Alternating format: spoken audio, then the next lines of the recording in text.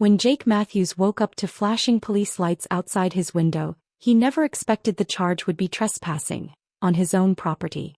Behind the chaos stood Karen Whitmore, the HOA president, smiling triumphantly from the curb, holding papers she claimed proved his land belonged to her. Jake's pulse raced. He knew she'd stop at nothing, but how far would she go to steal what's rightfully his? Jake Matthews had always enjoyed the quiet rebellion of being the only homeowner in Cedar Crest Estates who wasn't part of the dreaded HOA. From the outside, his modest two-story home blended seamlessly into the neatly manicured neighborhood, yet the fact that he wasn't bound by the neighborhood's infamous binder-thick rulebook made him feel like a pirate hiding in plain sight. He often joked to friends that he lived on a tiny island surrounded by a sea of beige conformity. But little did Jake know that today, the pirate's paradise he'd carefully built was about to face its fiercest storm yet. It began innocently enough, a warm summer Saturday morning when Jake stepped into his kitchen and flipped on his coffee maker. Instead of the reassuring hum, there was silence, complete, mocking silence. He frowned, flipping the switch again as if somehow it would reconsider its betrayal. No luck. Jake glanced at the clock above the stove. It was dark too, and it dawned on him slowly that his power was completely out. Strange. He'd paid his bill. Hadn't he? He headed outside, squinting in the bright sunlight. Standing in his driveway, Jake noted that everything appeared oddly normal. Neighbors watered lawns, children rode bikes, and the rest of Cedar Crest Estates hummed with cheerful morning routine. It seemed the blackout was exclusive to him, almost suspiciously exclusive. As if summoned by his confusion, Karen Whitmore appeared, marching across the sidewalk like a general inspecting her troops. Karen was the unofficial queen of Cedar Crest Estates and the very official president of its militant HOA. With platinum blonde hair stiffened into submission and a clipboard perpetually tucked under her arm, she wore authority like perfume, heavy and suffocating. "Good morning, Jake," she greeted, her tone sugar-coated with a hint of superiority. "Enjoying the lovely morning?" "Actually, Karen, my power's out," Jake replied bluntly. Strange coincidence, considering everyone else seems perfectly fine. Karen's eyes twinkled with faux innocence. "Really? That's so unfortunate. I hope it doesn't have anything to do with that unconventional wiring you have over there." Jake suppressed a sigh. "My wiring is fine, Karen. But thanks for your concern." "I'm always concerned about our community standards, Jake," Karen said pointedly. "It's why I've been asking if you'd reconsider selling your land to the HOA. The board feels it would make a wonderful community garden or clubhouse." Jake smiled tightly. "Thanks, Karen, but as I've said before, I'm quite happy here." Karen's smile faded slightly, her gaze sharpening. "Suit yourself. But the offer won't stay open forever. Don't let stubbornness blind you to the needs of the community." She strode off, clipboard held like a shield, leaving Jake to wonder just how far Karen would go to push him out. Frustrated, Jake went inside and checked his electrical box, finding no obvious issue. Confused, he called the utility company. "Yes, sir, your power was disconnected this morning," the polite voice explained. "What? Why?" Jake demanded. "According to our records, there was a formal request from Cedar Crest Estates HOA. Apparently, there was a safety hazard identified." Jake felt his blood run cold. "That's impossible. I'm not even in the HOA." "Oh," the voice faltered briefly, embarrassed. "Well, that certainly is strange." Jake hung up slowly, disbelief settling into anger. Karen was going too far. This wasn't a casual annoyance, it was sabotage. As he mulled over how to handle this new level of harassment, he noticed something else odd. A faint humming noise coming from somewhere beneath the floor. He'd never heard it before, but without the usual background noise of appliances, it stood out clearly. Curiosity prickling, Jake crouched, ear pressed against the hardwood. There was again a faint rhythmic pulse. Jake followed the mysterious sound, which seemed louder as he moved toward the basement door. With every step, suspicion gnawed at him. He descended the staircase, the cool air prickling his skin. The hum intensified, reverberating from behind the drywall. "What in the—" he murmured, puzzled. A quick inspection of the basement walls revealed a small, hastily patched-up section of drywall he'd never noticed before. Odd considering he'd lived here nearly 3 years. Grabbing a nearby hammer, Jake hesitated. Property damage or no, his curiosity couldn't be ignored. He swung, cracking the drywall open with one careful blow. Dust clouded his vision as he pulled the fragmented drywall aside, revealing an astonishing sight. A shiny, industrial-grade electrical panel blinked innocently back at him, brand new, humming quietly, wired directly into his home's existing circuitry. It was definitely not something he'd installed or even authorized. He traced the wires and gasped. They ran directly outside, buried beneath the soil in his backyard, pointing straight toward the neighboring HOA property line. Karen. Of course. Jake stood frozen, a chill seeping into his bones despite the summer warmth. How long had this been here? And what exactly was Karen powering from his house? A wave of indignation flooded him, mixed with reluctant admiration at her audacity. It seemed Karen had decided that if he wouldn't sell willingly, she'd simply use his property anyway. Maybe she thought he'd never find out, or worse, perhaps she didn't care. But why would she risk something so clearly illegal? Suddenly, Jake's thoughts were interrupted by loud knocking at the front door, authoritative and urgent. His heartbeat spiked. This couldn't be good. As he emerged from the basement, he glimpsed through the blinds to see the flashing blue and red lights of a police car parked right outside his driveway. "Oh, you've got to be kidding me," Jake muttered under his breath, dread pooling in his gut. He opened the door cautiously, confronting two stern-faced officers standing rigidly in uniform. "Mr. Matthews," one officer began gravely, "we've received reports that you're illegally siphoning electricity from the Cedar Crest Estates Community Clubhouse." Jake nearly choked on his disbelief, his jaw dropping as he saw Karen standing smugly on the sidewalk, clipboard held victoriously across her chest. "Officers, this is a mistake," Jake managed to croak out. The second officer held up a hand, silencing him. "I'm sorry, sir, but we'll need to investigate.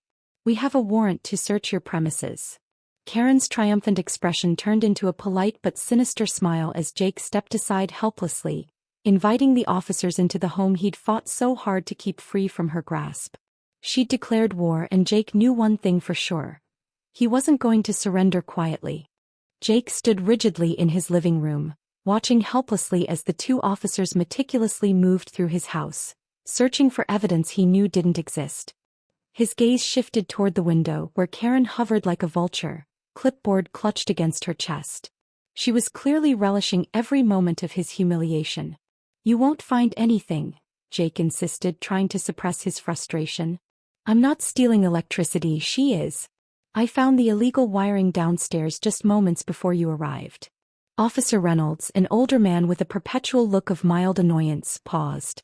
"You're saying the president of the HOA next door illegally installed electrical wiring into your house? For what purpose exactly?" "I don't know yet," Jake admitted reluctantly, sounding less convincing than he'd hoped. "But it's definitely not me siphoning power." The younger officer, whose name tag read Officer Brooks, emerged from the basement, holding a segment of suspiciously new electrical wire. "He's right about one thing. There's some kind of setup down here." Reynolds turned sharply to Jake. "Is this wiring yours?" "No," Jake exclaimed. "I literally just discovered it 5 minutes ago." Reynolds sighed heavily, eyeing Jake skeptically. "You're saying someone secretly installed industrial-grade electrical wiring in your house without you noticing?" Jake hesitated, aware of how ridiculous he sounded. "I know it sounds insane, but I swear it's true." Officer Brooks studied him carefully. "Do you have any idea what this wiring is powering?" Jake shook his head, defeated. "I was trying to figure that out when you knocked." Outside, Karen had stepped closer, craning her neck to catch bits of their conversation. Reynolds sighed again, glancing toward the open window. "Looks like your neighbor's very invested in your business." "You have no idea," Jake muttered, glaring at Karen's smug face. After a brief but intense examination, the officers finally prepared to leave, taking the wiring sample with them. Reynolds handed Jake a business card. "We'll run tests on this. Meanwhile, don't leave town. This isn't over." Jake stared incredulously. "Where exactly would I go?" Reynolds shrugged with weary amusement. "Good point. Just don't make things complicated, Matthews." As the police drove away, Karen approached, her expression suddenly sunny again. "Trouble with the law, Jake? You know, you could avoid all this by simply selling your land." Jake clenched his fists, restraining himself. "You crossed the line this time, Karen." She smirked, leaning in conspiratorially. You have no idea how many lines I can cross. With that, she pivoted sharply, leaving Jake stewing helplessly. Determined not to let Karen get away with her games, Jake decided to investigate himself. Under cover of darkness, flashlight in hand, he followed the buried wiring carefully, staying out of sight from prying eyes. The wire led across his property line, directly into the HOA clubhouse's rear entrance. Ducking behind some bushes, Jake peered through a window, surprised to see faint lights flickering inside. That was strange. Karen always insisted that the clubhouse was closed after 9 p.m. Glancing nervously over his shoulder, Jake tested the door. It was unlocked. Curiosity overtook caution as he slipped quietly inside. The clubhouse was eerie in the dim glow of emergency lights. Jake navigated through halls covered in community notices, outdated flyers, and the relentless rules Karen enforced with ruthless zeal. He spotted a faint beam of light beneath the door of the utility room. Heart racing, he crept closer, pushing the door slightly open. Inside, Jake's jaw dropped at the sight before him. Dozens of powerful computers buzzed quietly, monitors displaying graphs and streams of data, wires tangled into chaotic patterns along the walls. The industrial-grade wiring he'd found in his basement was undoubtedly connected to this sophisticated, and obviously secret, operation. A sharp voice suddenly snapped behind him. Jake Matthews, what exactly do you think you're doing? Jake spun around, heart in his throat. Karen stood behind him, flashlight aimed accusingly in his face. Karen, he stammered, trying to sound composed. Care to explain why the HOA clubhouse has turned into NASA mission control? Karen's expression darkened. You shouldn't have come here. Jake narrowed his eyes defiantly. You shouldn't be stealing power from my house. Karen laughed bitterly. Oh, grow up, Jake. This is bigger than your petty land squabbles. He crossed his arms stubbornly. Then enlighten me. Karen hesitated, clearly weighing her options, then sighed dramatically. Fine. It's cryptocurrency mining, all right? It's lucrative but unfortunately energy-intensive. Your property happened to be conveniently outside HOA regulations. Jake stared incredulously. You illegally connected my house to mine crypto? Karen huffed impatiently. Well, technically you should have never noticed. The wiring was professionally installed after all. Jake barked out a humorless laugh. And framing me for theft was part of the plan? Karen smiled coldly. Consider it encouragement for you to sell. Honestly, this could have been mutually beneficial. Jake's fists tightened again. So, this is your version of community improvement? Karen's smile vanished, replaced by cold anger. It's my community. I decide what's best. Besides, who'd ever believe your ridiculous story? Maybe the police, Jake shot back. Karen laughed mockingly. They already suspect you. One more call and you'll be dealing with bigger problems than faulty wiring. Before Jake could reply, headlights flashed outside, illuminating the clubhouse windows. They both froze, momentarily united in panic. Did you call someone? Karen hissed accusingly. No, Jake replied sharply. Did you? The door burst open and Officer Reynolds appeared, flanked by two backup officers, eyes wide at the bizarre scene before him. I knew you'd make things complicated, Matthews, Reynolds sighed. Jake pointed urgently toward Karen. It's her operation. She's stealing electricity to run cryptocurrency mining from here. Reynolds stared skeptically at Karen, who transformed instantly into a picture of indignation. Officer, this man is trespassing on HOA property. Reynolds rubbed his temples. All right, everybody stop talking. Clearly we're dealing with something unusual here. Jake watched anxiously as officers began documenting the scene, hoping the truth would finally come to light. But as they led Jake outside, Reynolds whispered, You'd better hope you're telling the truth, Matthews, because if not, Karen's the least of your worries. Glancing over his shoulder, Jake saw Karen standing confidently among the police, clipboard still clutched defiantly. She caught his eye and winked, leaving him certain of only one thing. The real battle was just beginning. After the clubhouse incident, Jake became an unwilling celebrity in Cedar Crest Estates. Gossip spread rapidly. Neighbors whispered nervously, eyes following him whenever he stepped outside. Many, under Karen's influence, now viewed him as the neighborhood troublemaker. A few, however, quietly showed solidarity with quick nods or secretive thumbs-ups as they passed. Still, Jake couldn't shake the feeling that the neighborhood he once loved had become hostile territory. The investigation dragged on painfully, and while the police combed through Karen's elaborate crypto mining scheme, Jake faced daily scrutiny. Each day he wondered, would the evidence be enough? He tried maintaining normalcy, but every knock at the door jolted him into a fresh panic. One afternoon, while Jake attempted to repair his now infamous drywall hole in the basement, someone knocked urgently. Jake's stomach churned. He climbed upstairs warily, bracing himself for more bad news, but opened the door to find someone completely unexpected. Barry, Karen's husband.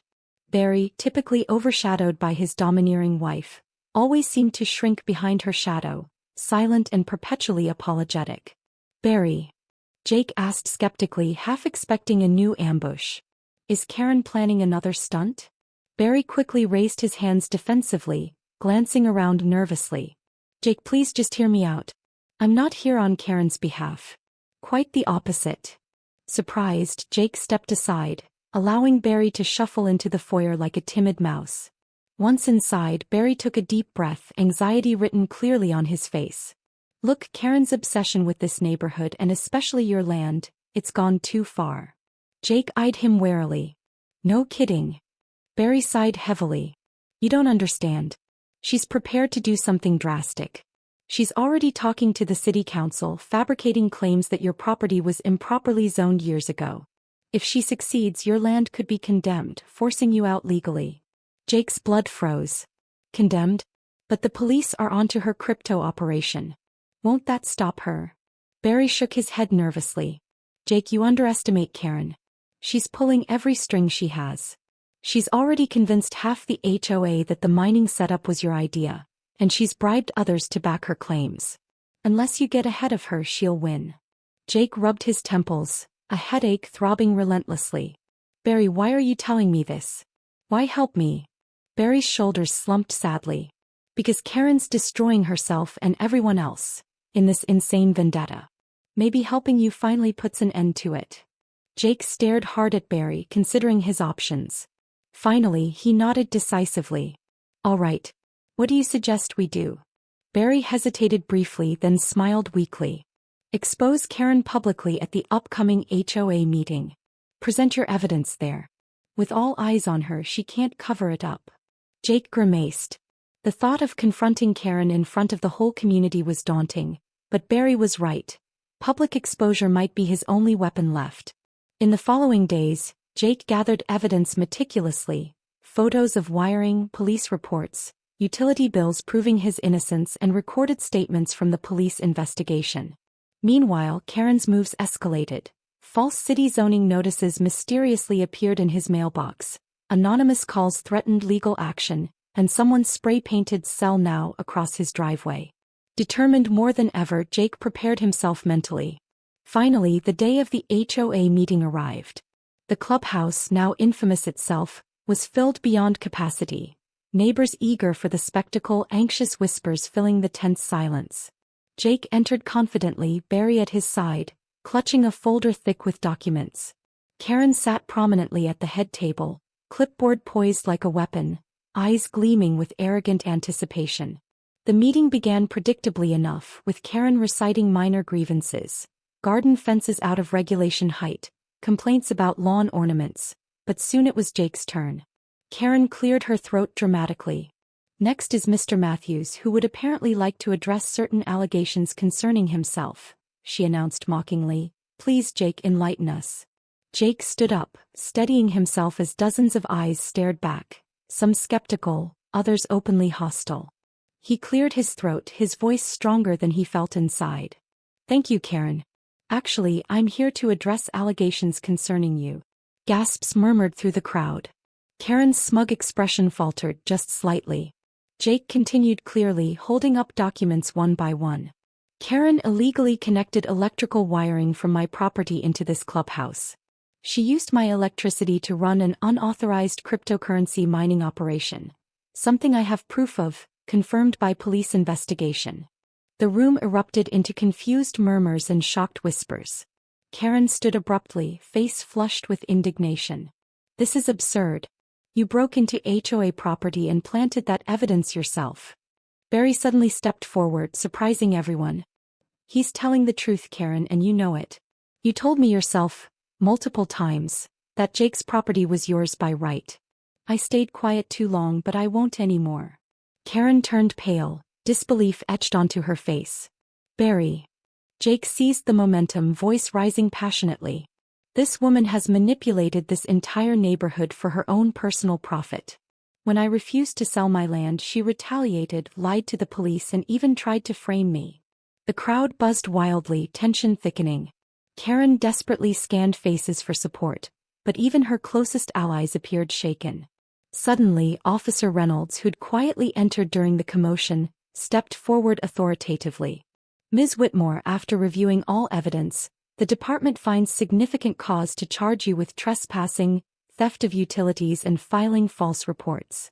Karen sputtered furiously, eyes wide with panic. This is ridiculous. Do you know who I am? Yes, ma'am, you're someone who broke several laws and is about to be held accountable, Reynolds replied dryly to scattered laughter. Defeated, Karen stormed toward the exit, shouting threats. Barry, quietly relieved, nodded at Jake in solidarity. For a moment, Jake thought he'd finally won. But as Karen reached the door, she paused, eyes narrowing sharply. You'll regret this, Jake Matthews. I promise. She vanished into the night, leaving behind stunned silence and unanswered questions. Jake sank into his chair, heart pounding. Karen wasn't one to bluff. Something told him the worst was yet to come. After Karen's dramatic exit, Cedar Crest Estates experienced an uneasy calm. Karen disappeared from public view, but Jake found himself unable to shake the anxiety lurking beneath each peaceful afternoon. Even with Karen gone, he constantly felt watched, paranoid perhaps, but after everything, who could blame him? Barry quietly took over Karen's vacated role as HOA president, a development that initially sparked suspicion among neighbors. However, Barry surprised everyone by immediately revising the notorious HOA rules, dismantling Karen's iron-fisted policies and advocating transparency.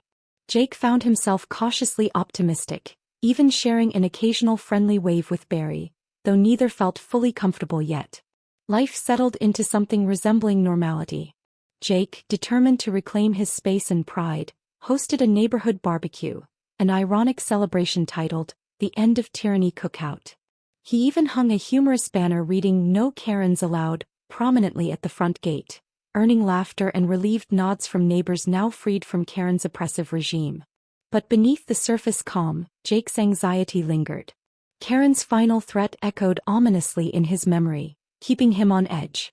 She'd vanished too easily. Someone like her didn't just disappear without a fight. His fears were justified one morning when Jake woke to the sound of engines idling loudly outside. Groggily, he peered out the window and nearly choked in disbelief. Parked ominously on the curb were 3 city trucks, each clearly marked, City Zoning and Land Use Department. Men in official uniforms stood by, preparing equipment and clipboards. Oh, you've got to be kidding me, Jake muttered, sprinting downstairs in a half-panic. Outside, Barry stood looking confused while neighbors gathered curiously. Jake approached one of the officials, a tall, stern-looking woman whose badge read Inspector Monroe. What's going on here? Jake demanded, fighting to keep panic from his voice. Inspector Monroe adjusted her glasses, looking sympathetically stern. Mr. Matthews, we received an urgent zoning complaint citing dangerous soil contamination on your property. The land's been marked for immediate inspection and potential condemnation. Jake's heart plummeted. Contamination? That's impossible. Monroe offered a polite if dismissive smile. We have credible reports. The complaint came directly from the former HOA president, Ms. Whitmore. Of course, Jake thought bitterly. Karen wasn't done playing dirty. Neighbors murmured anxiously, watching as the officials spread out across Jake's beloved yard. Anger surged inside Jake as he felt Karen's shadow looming again, invisible yet powerfully disruptive. But before despair could consume him, Barry intervened assertively. Inspector Monroe, Barry said, stepping forward confidently. As current HOA president, I assure you this complaint is maliciously false. Ms. Whitmore has no authority here anymore. Monroe eyed Barry skeptically. Do you have proof of your claim? I do, Barry said firmly. He produced a thick binder, the same infamous binder Karen had wielded like a weapon. Barry flipped calmly to a marked page. Karen Whitmore previously submitted similar claims against multiple homeowners who refused her demands. Each was disproven, yet she repeated the pattern until it resulted in her removal. She's weaponizing the city's resources as personal revenge. Inspector Monroe's stern expression softened slightly. These accusations are serious. Barry nodded confidently. I understand. Which is why I'm formally requesting a postponement until you can fully investigate her motivations. Monroe considered carefully, finally nodding. We'll delay immediate action until further notice. But understand this is temporary. As the officials departed reluctantly, Jake exhaled, relief flooding through him. Barry smiled faintly. Karen won't quit easily, Jake. I know, Jake admitted grimly. But neither will I. Barry placed a reassuring hand on Jake's shoulder. Then we'll stop her once and for all.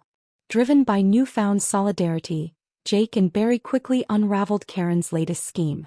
They discovered she'd manipulated city council members through strategic donations, attempting to ensure the destruction of Jake's property. Armed with concrete evidence and eyewitness testimony from Barry, they meticulously built their case, preparing to confront Karen publicly yet again. A week later, a special city council hearing drew massive local attention.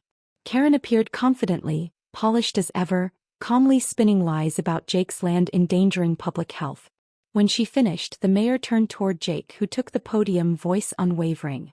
Karen Whitmore's accusations are false, malicious and intentionally misleading, Jake stated clearly. She's weaponized city resources and falsified claims repeatedly for personal gain and revenge. We have documented evidence and testimony proving her involvement in illegal activities, intimidation and harassment.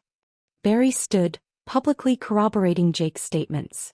Council members listened carefully, murmuring and exchanging concerned glances. Jake held his breath as silence stretched painfully through the room. Finally, the mayor spoke solemnly. Given the evidence presented, Ms. Whitmore, these actions are beyond reprehensible. We're dismissing your complaints, referring this matter to law enforcement, and barring you from future city engagements. Karen's composed facade shattered. She shouted furiously, her voice echoing off chamber walls.